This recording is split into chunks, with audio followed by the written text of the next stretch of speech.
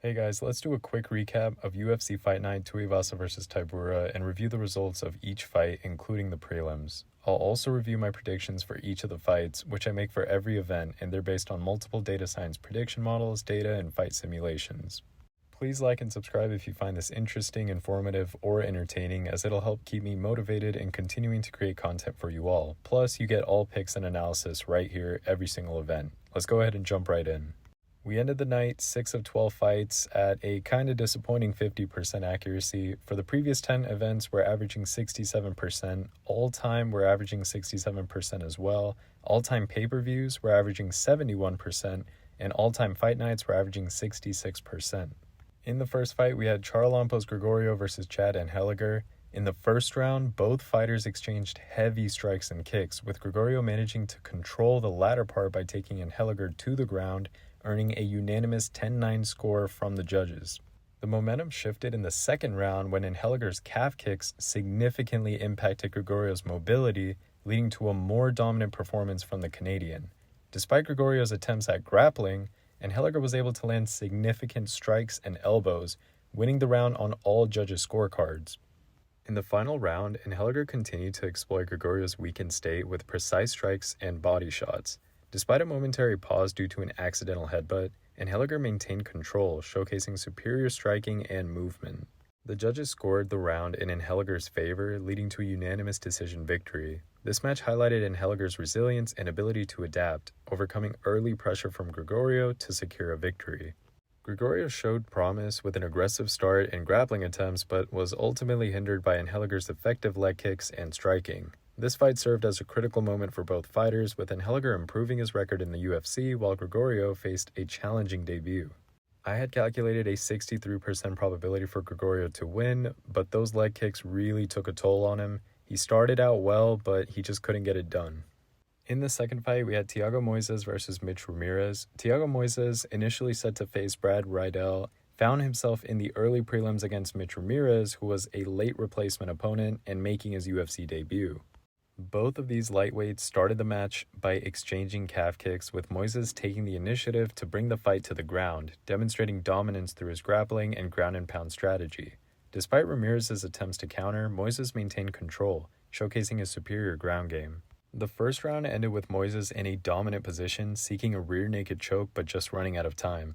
The second round saw more stand-up engagement, with Moises damaging Ramirez's leg with targeted calf kicks and maintaining the upper hand in striking exchanges. In the third round, Moises quickly incapacitated Ramirez with a series of devastating low kicks, leading to a stoppage by the ref just 15 seconds into the round. This victory marked Moises' first knockout in the UFC, emphasizing his striking prowess alongside his well-known grappling skills and showcasing his versatility and dominance in the lightweight division. I had calculated a 53% probability for Moises to win, and despite the change of opponent, he got the job done.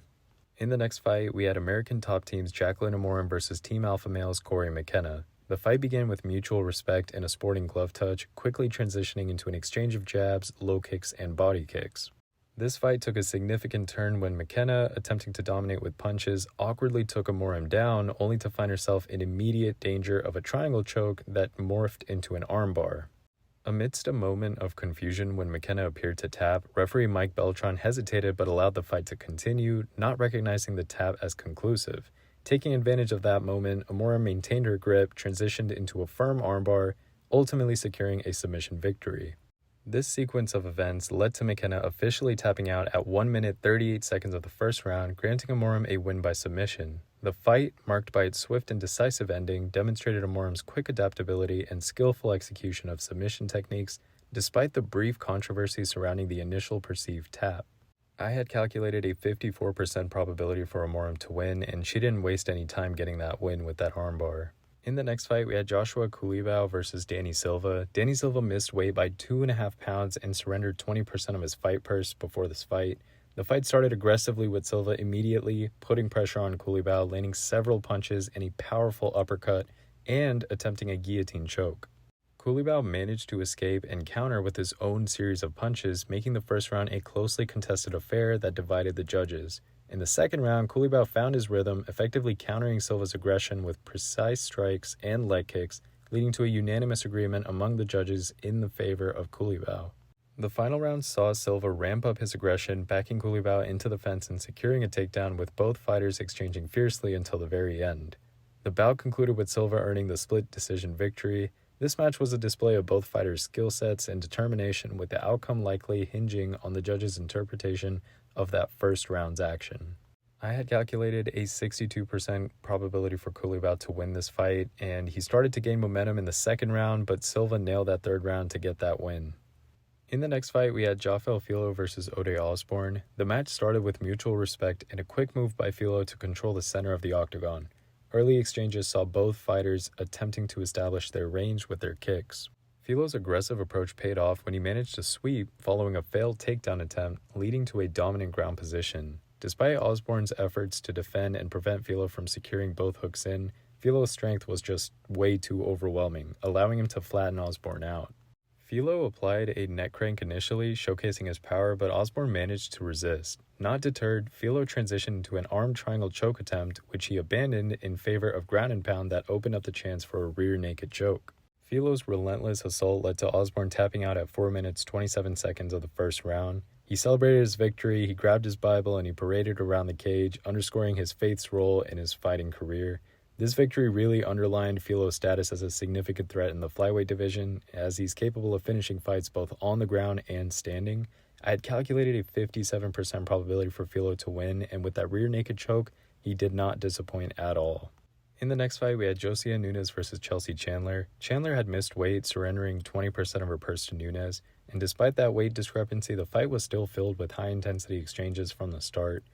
Nunes quickly established her power, engaging Chandler in an early brawl and maintaining the upper hand in striking, earning a unanimous 10-9 score from all the judges in the first round.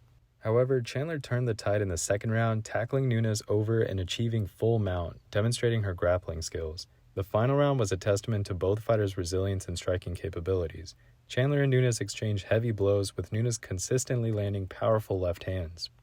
Chandler managed to absorb the strikes and utilize her jabs and kicks to maintain some distance. Despite Nunes' aggressive pursuit and powerful striking, Chandler displayed her toughness by withstanding the onslaught and even taunted Nunes towards the end of the fight.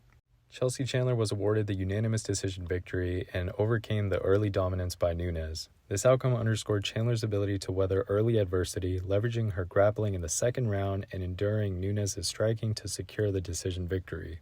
This fight showcased both fighters' striking power, resilience, and Chandler's strategic grappling to claim victory in a closely contested match. I had calculated a 63% probability for Nunes to win, but she was just way too overwhelmed with Chandler's striking. In the next fight, we had Nathan Levy versus Mike Davis. In a catchweight contest due to Nathan Levy missing weight by half a pound, Mike Davis showcased his striking and grappling superiority against Levy. The fight commenced with Davis aggressively taking control, quickly putting Levy on the defensive with a straight right that floored him. Despite Levy's efforts to fend off Davis's initial back control and submission attempts, including a face crank, Davis dominated the grappling exchanges. The first round ended with Davis in a favorable position, earning unanimous 10-9 scores from the judges.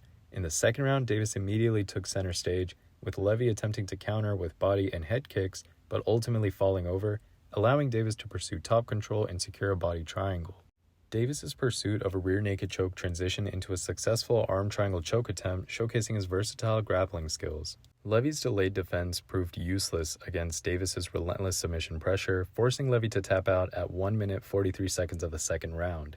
This victory not only highlighted Davis's diverse skill set, with him securing his second submission win in his career, but also marked him as the first to finish Levy, demonstrating a significant display of skills beyond his preferred knockout approach. I had given Davis a 65% probability to win this fight, and with him securing that arm triangle choke, he also did not disappoint. In the next fight, we had Gerald Meerschaert versus Bryan Barberena. From the outset, Meerschaert aimed to utilize his grappling skills against Barberena's striking, managing to engage Barberena in clinches and takedown attempts. The first round saw Meerschaert successfully take Barberena down, controlling the grappling exchanges and attempting submissions, which Barberena valiantly defended against. Despite Barberena's efforts to keep the fight standing and land strikes, Meerschaert's grappling dominance earned him a unanimous 10-9 score from all of the judges in the first round. The second round continued with Meerschaert aggressively pursuing takedowns and grappling control, successfully putting Barberena on his back again. Meerschaert's persistence in the grappling department led him to securing a rear naked choke position and eventually applying a powerful face crank. Despite being known for his resilience, Barberena could not withstand the pressure of the face crank and lost consciousness, leading to a technical submission victory for Meerschaert at 4 minutes 23 seconds of the second round. Meerschaert's victory not only showcased his exceptional grappling skills, but also tied him with Anderson Silva for the most finishes in the UFC's middleweight division. Post-fight, Meerschaert displayed sportsmanship by helping Barberena's recovery and called for a beer and a nap as his next steps, which was pretty funny. I gave Meerschaert a 61% probability in my prediction video to win, and he got the job done with his submission experience. In the next fight, we had Penny Kianzad versus Macy Chiasson. Macy Chiasson and Penny Kianzad, former teammates from the Ultimate Fighter Season 28, rekindled their competition inside the octagon, setting aside their friendship for this bantamweight clash.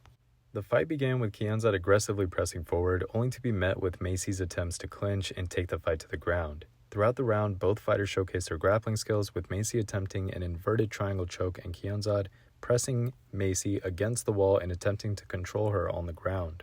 The dynamic of the fight shifted when Macy managed to scramble, take Kianzad's back, and drag her to the ground, which really demonstrated her grappling superiority. Despite Kianzad's efforts to resist, Macy locked in a rear naked choke, initially over the face, which eventually slipped under the chin, leaving Kianzad no choice but to tap at 3 minutes 54 seconds of the first round. This was Macy's first win since May 2022, and it's a true testament to her ground game and her resilience. I'd given her a 58% probability to win, and she did not disappoint. In the next fight, we had Christian Rodriguez versus Isaac Dulgarian. Dulgarian was looking to maintain his undefeated record, and Rodriguez was looking to extend his win streak after moving up in weight class. The fight kicked off with Dulgarian asserting his dominance, executing a series of takedowns and submission attempts, including a rare Peruvian necktie, showcasing his strong grappling ability. Despite Rodriguez's resilience and efforts to escape, Dulgarian maintained control through the second round. However, the tide turned in the final round as Rodriguez ramped up his aggression, successfully defending against Dulgarian's takedowns and taking his back to deliver a series of strikes which narrowed the fight scorecards. Dulgarian was absolutely gassed in that last round. His stamina was shot and he exhausted himself early on, and he just set a pace that he could not keep up with. Rodriguez was awarded a split decision victory, overcoming Dulgarian's early dominance with a strong finish, thus handing Dulgarian his first professional loss in a closely contested battle that highlighted both fighters' skill and determination. I had calculated a 55% probability for Dulgarian to win. Unfortunately, he just exhausted himself early on and he gassed out towards the end of the fight, and Rodriguez, he capitalized on that opportunity. In the next fight, we had Ovince St. Preux versus Kennedy Sechukwu. The first round saw St. Preux taking the initiative, using a combination of kicks and punches to establish range and control the pace of the fight. The slow-paced fight continued into the second round, with both fighters exchanging strikes without much aggression, yet St. Preux's slightly more effective striking and head movement was notable. In the final round, the intensity picked up as Sechukwu found his rhythm, landing more significant strikes and pressing St. Preux with uppercuts and body kicks. Despite Sechukwu's late surge, St. Preux managed to secure a split decision victory, leveraging his experience and early round performances to edge out a win in a match that showcased tactical striking and resilience from both of these fighters. I had calculated a 74% probability for Sechukwu to win, but he just could not take control of this fight. The next fight was full of drama. It was the co-main event, Bryan Battle versus Angel Loosa. The fight started with Loosa displaying his speed through a series of kicks, but Battle quickly gained control with powerful strikes and a successful takedown. Despite Loosa's scramble to regain his footing, Battle maintained his pressure, effectively using knees, kicks, and punches to dominate the first round.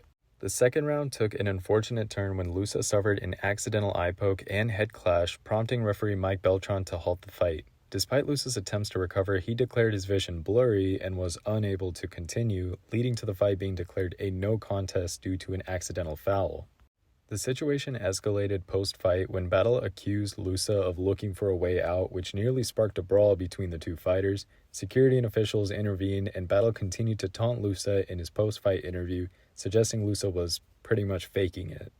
I'm curious as to what you guys think of this fight and that dramatic ending. I had given Bryan Battle a 53% probability to win, and he was winning this fight, to be honest. I think that this pick would have likely went towards our win column, and we would be 7 of 13 or 54% accurate instead of 6 of 12. But it's all good. I'm sure they'll run it back, and I'm sure Bryan Battle is going to beat him. And that leads us to our main event, Tai Tuivasa versus Marcin Tybura. The fight began with both fighters exchanging strikes, but Tybura found himself on the receiving end of several powerful elbows from Tuivasa, which opened up a nasty cut on Tybura's forehead. Despite the early damage, Tybura managed to shoot for a double takedown and take Tuivasa down, transitioning to his back and unleashing a barrage of punches.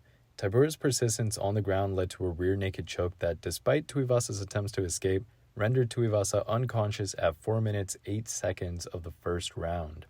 Referee Herb Dean quickly stopped the fight, awarding Tybura a technical submission victory. This fight marked Tybura's first submission in his UFC career and was highlighted in a card that featured another technical submission, underscoring a night of grappling excellence. This victory in particular was notable for Tybura as he managed to finish the fight under the bright lights, showcasing his grappling skills against a heavier opponent who is known for his crazy striking power. Ever since that Gane fight, Tai Tuivasa has not been the same. He's been on the decline, and unfortunately, his losing streak is continuing. I thought that he would snap his losing streak in this event. I had given him a narrow 51% probability to win, but Tybura got it done. And what's funny is the prediction models actually picked Tybura to win. I went opposite of the prediction models in this fight specifically, hoping that Bam Bam would get the win and change his 3-fight losing streak.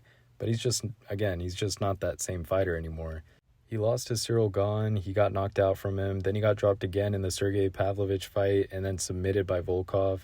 To be fair, he did pretty well early into this fight, he did a lot of damage, but then he just lost control of it.